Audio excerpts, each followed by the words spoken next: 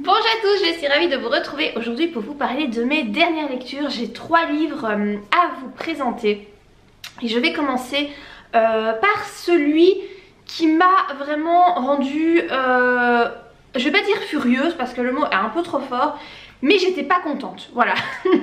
Je vais vous en parler tout de suite. Il s'agit du roman, mais en fait le terme roman pour moi n'est pas approprié.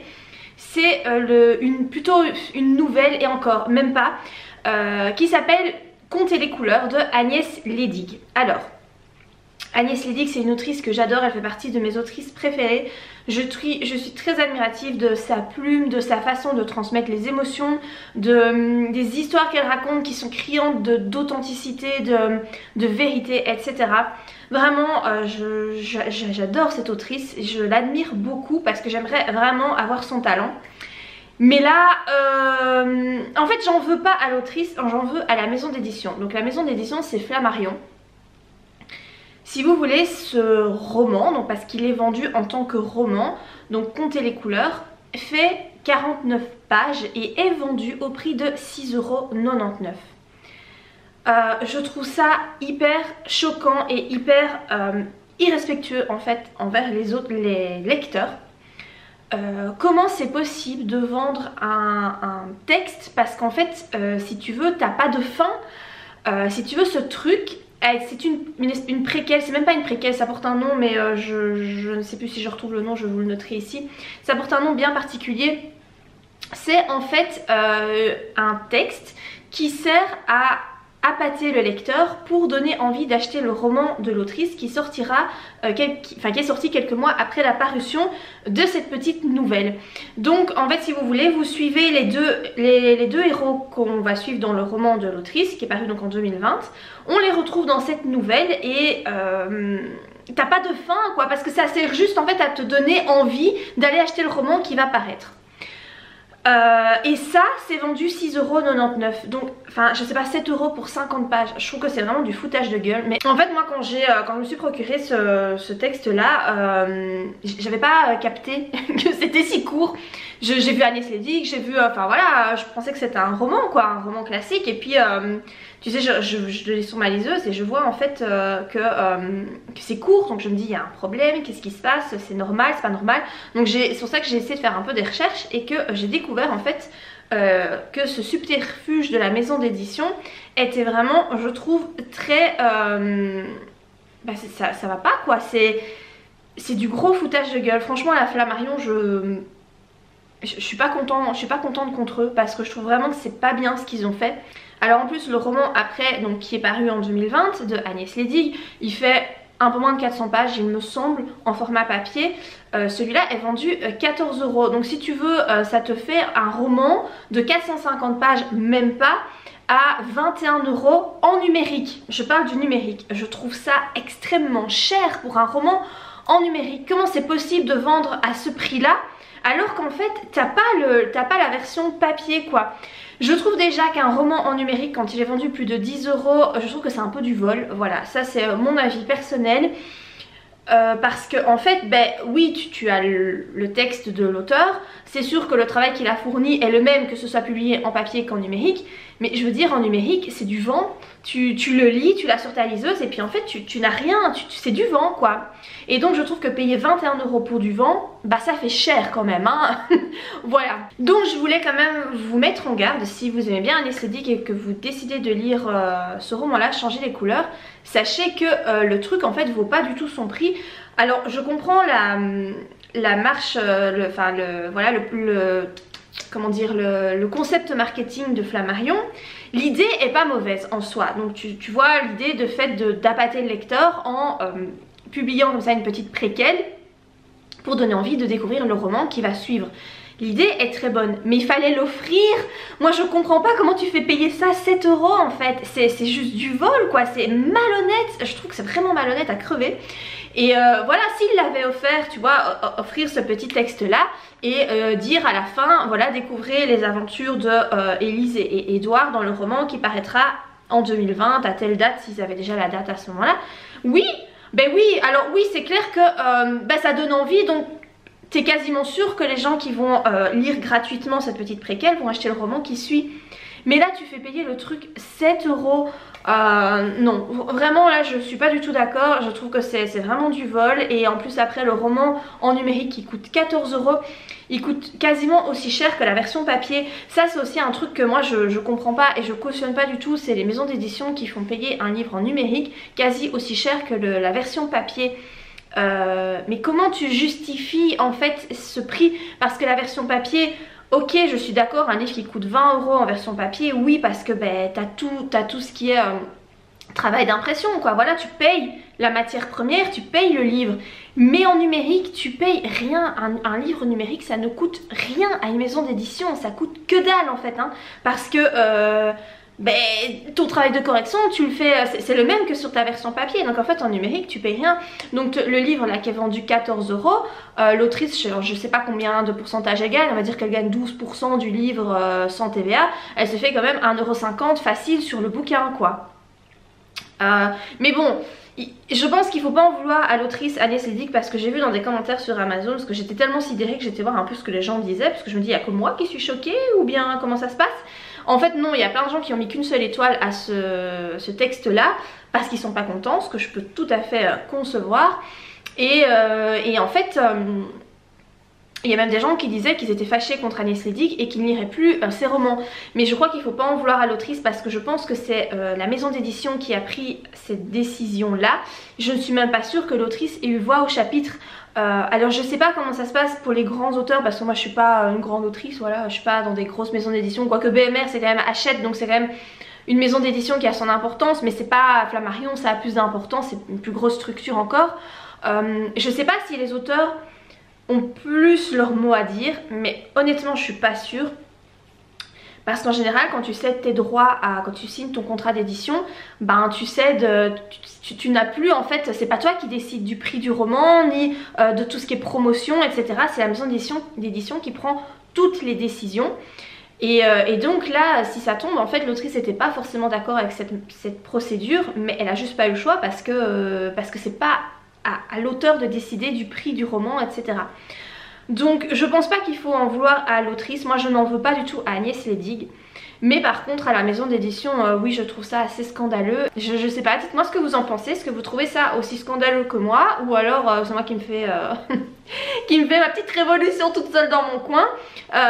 N'hésitez pas à me dire ça. Bon du coup j'ai acheté la suite quand même, hein, le livre, le roman qui pour le coup est vraiment un roman de Agnès Leydig, donc qui coûte 14 € là, hein, qui s'intitule Se le dire enfin.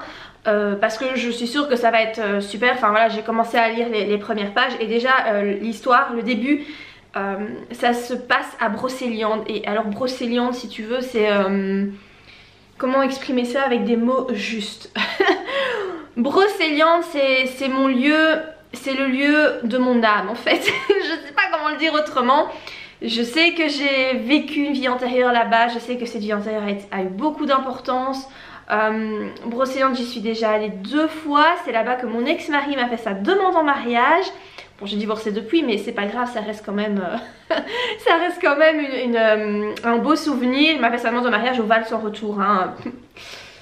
L'endroit était peut-être pas forcément bien choisi, parce que peut-être que tu vois, il fallait voir un message comme quoi le Val sans retour, oui bah voilà, tu sais où t'as le rocher des 2 amants, je crois que ça s'appelle comme ça. Enfin soit. Mais voilà, Brocéliande, moi c'est un endroit que j'aime, j'ai un amour infini pour cet endroit. Vraiment je suis attachée mais comme jamais à cet endroit. Et l'histoire commence là-bas. Et alors je sais plus la ville où ils vont aller, mais c'est une ville que je suis allée à cette ville là. Et moi je logeais à Pleuhermel. Et bon, je vous le dis peut-être pas bien, je ne suis pas bretonne, hein, vous m'excuserez. Mais voilà, c'est Brocéliande, ça fait des années que j'y suis pas retournée. Et franchement j'aimerais trop y retourner, parce que c'est juste magique en fait. L'énergie qu'il y a là-bas, c'est... Voilà, enfin bref, je m'écarte du sujet, je ne parle plus du bouquin du coup.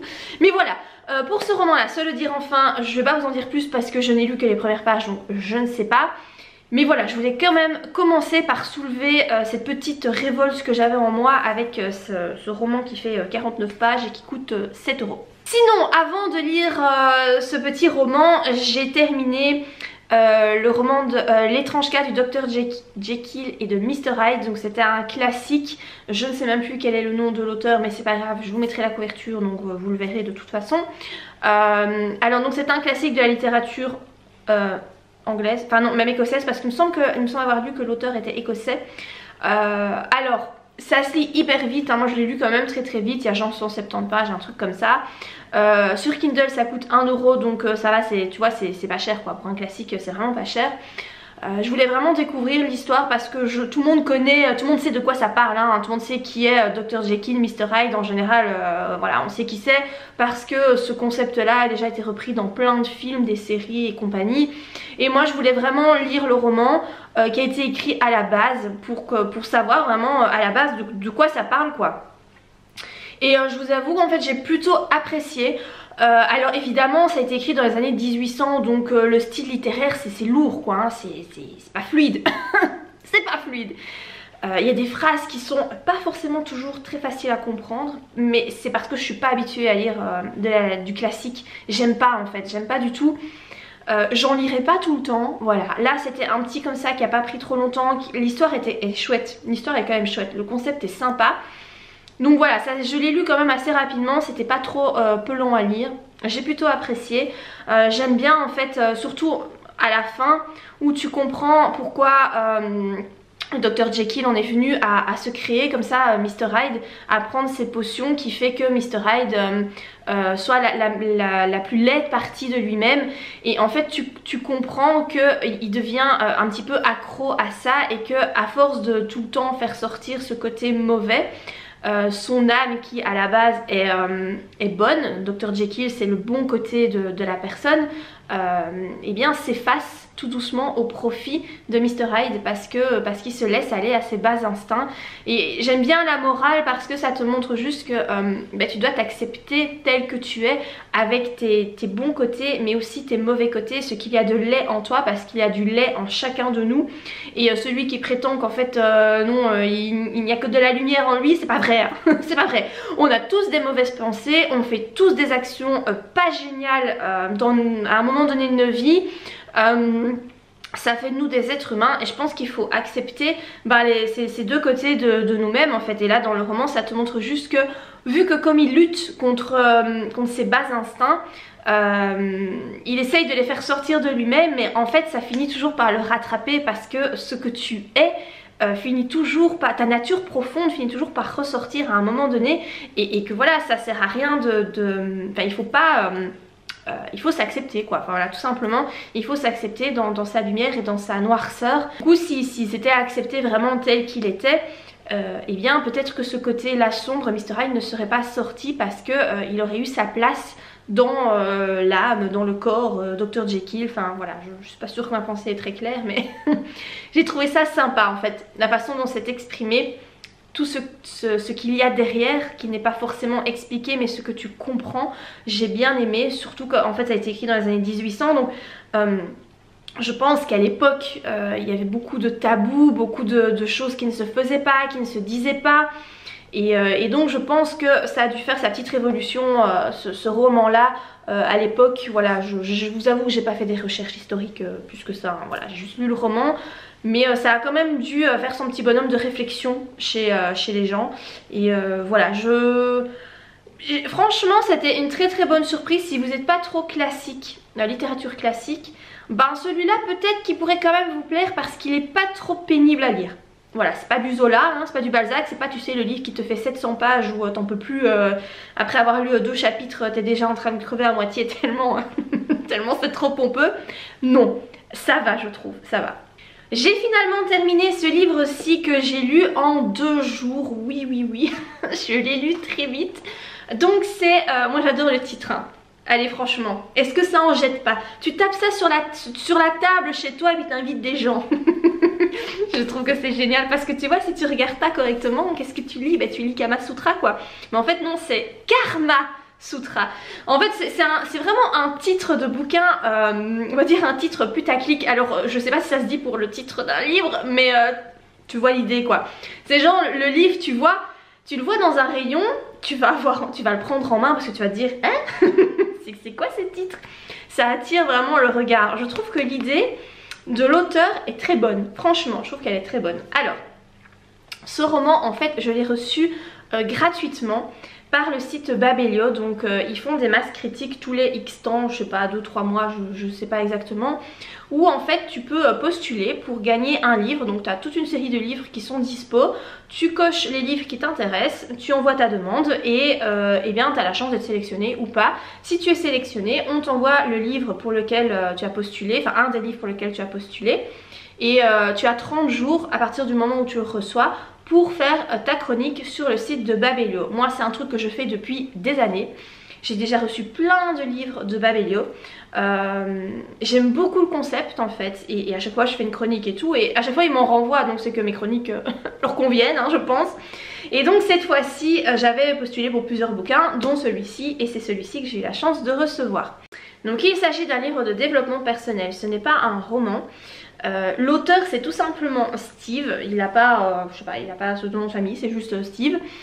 En fait il a été publié une première fois en auto-édition, on le voit ici, une nouvelle édition du best-seller auto-édité. Alors cette fois-ci, cette édition-ci est publiée dans la maison d'édition First Edition. Je ne connaissais pas cette maison d'édition, donc j'ai fait un peu de recherche. Apparemment c'est une maison d'édition qui fait partie du groupe, tu sais, les romans pour les nuls. Je crois que ça fait partie d'une plus grosse structure, mais je ne sais plus c'est quoi. Si je retombe sur le nom, je vous la noterai quelque part ici. Donc cette nouvelle édition est publiée cette fois en maison d'édition. Pour autant sa première version il l'a fait en auto-édition, et j'ai été voir sur Amazon parce que je voulais quand même voir si c'était vrai hein, parce que best-seller quand même, tu vois, bon, il y a quand même 1300 commentaires, hein, 1300 notes sur ce livre sur Amazon. C'est pas mal, hein. Moi le plus que j'ai sur un de mes romans c'est 68 notes donc tu vois, 1368, on joue pas dans la même cour tous les deux quoi. Mais bon, ce qui montre bien que effectivement son livre en auto-édition a été beaucoup acheté et apparemment a beaucoup plu, hein. Alors apparemment la première version c'est une version qui était plus sous forme de essai, donc c'était pas peut-être pas aussi abouti que cette version-ci. Là elle est vraiment apparemment enrichie de ce qu'il dit. Voilà, moi je connais pas la première version, donc je ne sais vous parler que de celle-ci. Alors c'est un livre, je vous dis, je l'ai lu en 2 jours, mais c'est parce que ça se lit extrêmement vite. C'est écrit en grand, hein, je vais vous montrer un exemple. Voilà, c'est quand même de l'écriture qui est très large. Il n'y a pas énormément de pages en soi, hein. Il y en a, attendez que je regarde parce qu'à la fin c'est plus des rappels. Il y en a 216, donc c'est pas non plus, tu vois, il n'y a pas énormément de pages, c'est écrit assez gros, donc ça se lit vraiment rapidement. Vous avez en fait 49 règles karma, il appelle ça. La 50e étant la règle que tu notes toi-même, ta propre règle. En fait, si vous voulez, donc c'est un livre de développement personnel, hein, comme je l'ai déjà dit, mais qui se concentre plus sur l'aspect entrepreneuriat et réalisation d'objectifs. L'auteur, en fait, de par son expérience personnelle, utilise en fait tout ce qu'il a vécu dans sa vie pour illustrer des principes de développement personnel qu'on retrouve très souvent. Je dirais que ce livre-là peut être bien pour quelqu'un qui est complètement novice en développement personnel. Tu sais, quelqu'un qui n'y connaît rien du tout, qui commence à s'intéresser un petit peu à la chose, mais qui tâtonne. Eh bien, ici, ça peut être sympa. Pour quelqu'un qui s'y connaît déjà pas mal, par exemple moi, hein, voilà, j'ai déjà lu plein de livres sur le développement personnel, j'ai déjà vu plein de vidéos, bon, j'ai une certaine connaissance du domaine, ça, c'est du réchauffé. Tout ce qu'il dit dans son roman, enfin dans son livre, je l'ai déjà vu dans plein d'autres livres. Il utilise en fait tout ce qu'il a lu dans sa vie, tout ce qu'il a appris, et il le retranscrit, si tu veux, en façon condensée. Alors pour autant, j'ai bien aimé, je vous dis, je l'ai lu vraiment très très vite parce que j'avais tout le temps envie de connaître la suite. À chaque fois qu'il énonce, si tu veux, une espèce de règle, il l'illustre par une expérience de vie. Parfois longue, parfois moins longue. Alors c'est quelqu'un qui a une vie apparemment assez compliquée, hein. Je vois ma vie par rapport à la sienne, je me dis que moi en fait je suis la princesse dans son château quoi. Donc le gars apparemment donc il est, enfin sa mère a accouché seule parce que le père s'est tiré, donc il n'a jamais eu de papa. Il a grandi sans père et dans des quartiers malfamés de la banlieue parisienne. Du coup très vite il est tombé dans des gangs, etc., des mauvais coups. Vraiment il faisait connerie sur connerie et soit il allait finir par se prendre une balle en pleine tête, soit il allait finir en prison, mais en tout cas il allait mal tourner. Ce qui fait qu'il s'est engagé à l'armée, dans les commandos. Il a fait des trucs apparemment assez hard. Voilà, il partait en mission et tout ça, de ce qu'il raconte en tout cas dans le bouquin. Alors c'est quelqu'un qui faisait des poèmes. C'est assez marrant en fait, hein, parce que t'imagines le militaire, tu sais, super baraqué, le mec hyper viril et tout, et en même temps il écrivait des poèmes. Il a été champion de France ou un truc dans le style de slam. Et en fait là, si tu veux, il est entraîneur, voilà, ça, de l'équipe nationale française de lecture rapide. Et ils ont gagné blindé de médailles, etc. Enfin voilà, c'est quelqu'un qui a réussi. Alors son parcours est genre, enfin, extraordinaire quand tu lis ça. Mais en fait moi le sentiment qui en est ressorti à la lecture, c'est que je trouve que c'est très moralisateur en fait. Vous avez des livres de développement personnel qui sont très bienveillants, très pour ne pas te faire culpabiliser. Celui-ci n'est pas très bienveillant, je trouve, par rapport à tout ce que j'ai déjà pu lire. En fait, bon, c'est tout à son honneur, hein. C'est quelqu'un qui apparemment était très déterminé et a toujours fait en sorte d'obtenir ce qu'il voulait, etc. Ce sont des belles qualités que personnellement j'admire. Voilà, ce sont des qualités qui sont importantes pour moi. Mais la façon dont le livre est tourné, ça te donne l'impression que, en fait, grâce à ses souffrances, aux épreuves très dures qu'il a dû vivre, eh bien, il a réussi à se construire une vie d'excellence. Et moi en fait l'impression que j'ai eue en lisant ça, c'est que si toi t'as eu une vie facile jusqu'à maintenant, je prends mon cas, hein, j'ai toujours eu une vie assez facile, j'ai jamais eu de difficultés, d'épreuves vraiment compliquées dans ma vie. Bah, ça te donne l'impression qu'en fait tu n'as pas vécu suffisamment de souffrances qui te permettront d'avoir la force en toi d'obtenir l'excellence. Moi c'est le sentiment que j'ai. Alors il le dit pas explicitement et c'est sans doute pas le message qu'il veut faire passer, je crois pas que c'est ça qu'il veut faire passer comme message, mais c'est le sentiment moi que j'ai en lisant ça. Donc je pense qu'il y a certaines peut-être notions qui sont maladroites. Il veut faire partager son enseignement et c'est tout à son honneur et c'est très bien parce que moi il y a plein de trucs que j'ai soulignés hein, dans le roman, plein de trucs de notions je me disais ouais ça c'est sympa, cette phrase elle est bien formulée, je la note parce que vraiment j'ai besoin de m'en rappeler de temps en temps. Mais j'ai trouvé que c'était quand même pas mal moralisateur. Pour autant j'ai apprécié, hein, j'ai apprécié, je vous dis il y a plein de bonnes choses à en tirer. Plein de bons conseils. Ça te donne envie de te remuer quand tu lis ça. Parce que c'est vrai que quand tu vois ça tu te dis putain le mec il a vécu tout ça. Et en fait il a jamais rien lâché quoi. Et toi t'es là...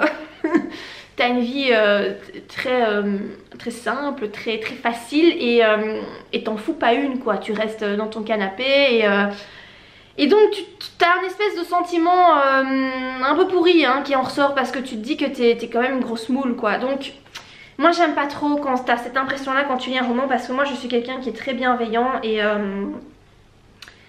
je pense que faire culpabiliser les gens c'est pas une bonne chose en fait. Et encore une fois je pense pas que c'est quelque chose qu'il voulait vraiment. Je crois que c'est... Alors c'est peut-être mon interprétation à moi. Ça c'est possible aussi parce que tu sais en fait quand tu dis quelque chose à quelqu'un, tu es responsable de ce que tu dis mais pas de ce que l'autre comprend. Et quand tu écris quelque chose c'est un peu la même chose. Tu es responsable de ce que tu écris mais pas de ce que l'autre comprend.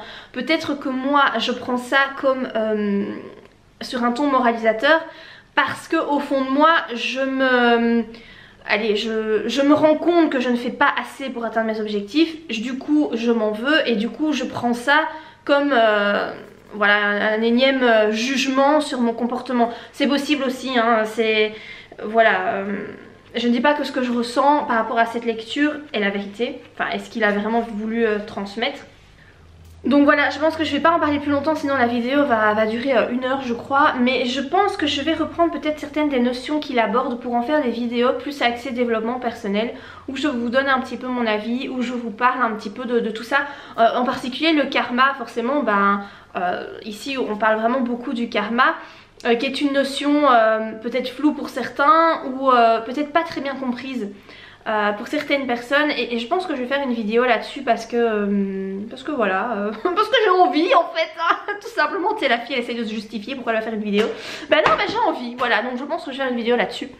Donc voilà par rapport à ce livre-ci que je peux vous conseiller quand même, hein, je vous le conseille, il est quand même assez sympa, mais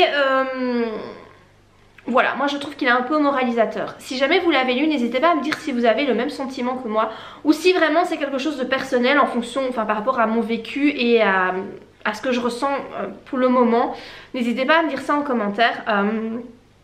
Si vous avez lu aussi le livre de Agnès Leydig que je vous ai présenté au début de vidéo, n'hésitez pas à me dire ce que vous en avez pensé. Est-ce que vous trouvez que ce prix de 7 € est justifié pour 50 pages en numérique, hein, précisons-le, parce qu'il n'est même pas disponible en format papier, hein, ce petit préquel.